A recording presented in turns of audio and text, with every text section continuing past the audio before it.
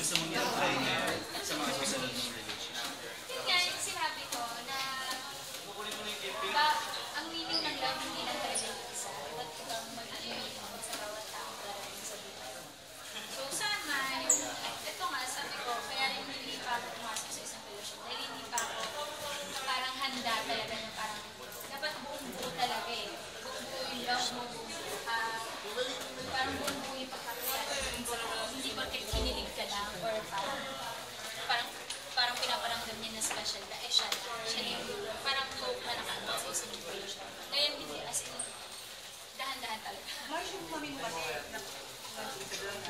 nasa Canada na. Saan kami yung Arya? Paano yung nakita na rin ng Arya?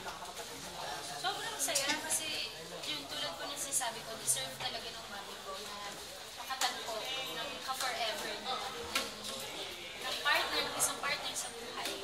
At yun nga si Tito Ray. Kasi sobrang mapagmahal yung mami ko. Kaya ngayon happy ako na masaya siya. Parang bagong journey ng buhay niya. Pero nakaka-miss kasi nasa Canada na siya. Pero everyday pa rin kami na i-video call. Ano sila kayo?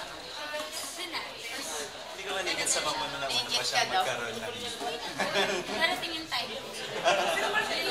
Pero Mars, Oo, parang tinext ko nga yung handler ko si Nanay Nina at si Tita Marlene na pag narating ABS-CBN shows, PFC shows, tapos Canada, baka pwede nakakilala. Anong saan sila sa Canada? Oo nga naman. Saan sila sa Canada? Saan? Calgary. Malaki. Parents ko Edmonton naman. Parents ko sa Edmonton.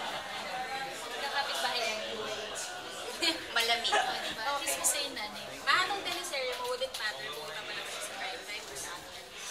Gusto ko kahit sa shopping pa siya or umagang kay Ganda or Bandila.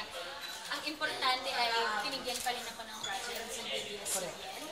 Ang importante ay gumagawa ako ng isang project na ipapalabas na at para makapagbigay ng isang magandang kwento sa ating mga kapamilya. Yun ang pinaka-importante. Sa ngayon, sa dami ng artista, sobrang masaya ako na isa pa rin ako sa binigyan ng isang magandang kwento. Yun lang yun. Huwag ka na kumarte kung saan ka kilala ka rin. Ang importante, visible ka sa TV. Mars, ang question na. Ano ang feeling mo na dito sa inaabangan sa asa? Yung mga dance collection namin? Siyempre, iba po yun na every Sunday parang aabangan kung sino kasayaw mo, ano sasayawin mo, di ba?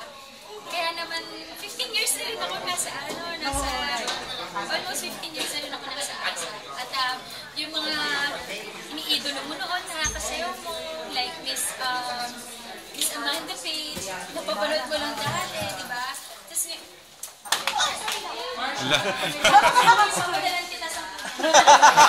wow! Ako pa isa. So parang, yun, tapos si Miss Dayanara, napapanood mo sa TV, tapos ngayon, napanood mo siya magsayo ng live. So, iba tong industriya na to. You're very good.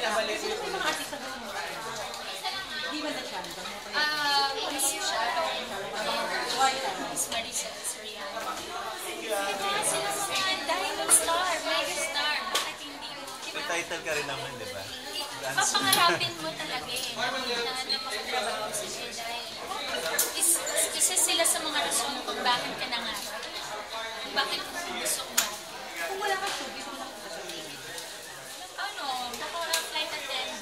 Ay, gusto mo talaga siya ever since? Feel ko pasok naman sa high. Oo naman. Is it really your dream before that? Oo. Kasi gusto ko love ko mag-travel eh. Gusto ko maikot ang mundo. So, isa yun sa plinano. Pero what legacy gusto mo iwan? Gusto ko sa